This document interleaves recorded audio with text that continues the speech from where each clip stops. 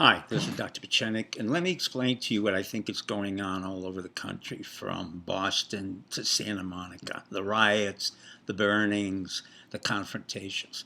This is what I call in my business agitation propaganda, which I have invoked all over the world as an operative in the Soviet Union, in Panama, and it's a standard procedure. It's not something to do with any individual. It has to do with the fact that the President of the United States is confronted by chaos and by a system of agitation that is intended to bring down the president and destroy the republic. What am I talking about?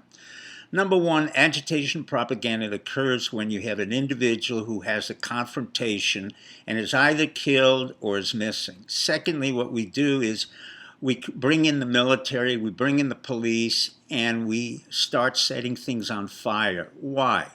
Because we want to promote a disorientation and in a chaotic situation where we show the world that there's a confrontation between the military of a country, in our case, our republic, and the fact that there's an abuse going on. But more importantly, what we're trying to do is to take down that republic.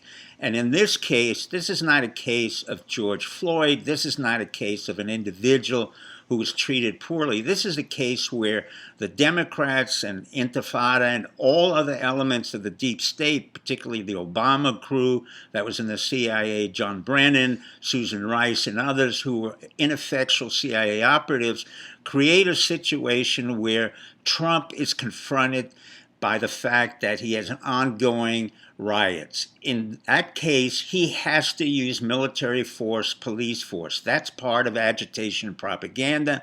That's part of a standard procedure that was created, believe it or not, in the 1920s to the 1950s by a man called Stalin in the Soviet Union. In turn, when I was in power, used that to distribute or to take down a country.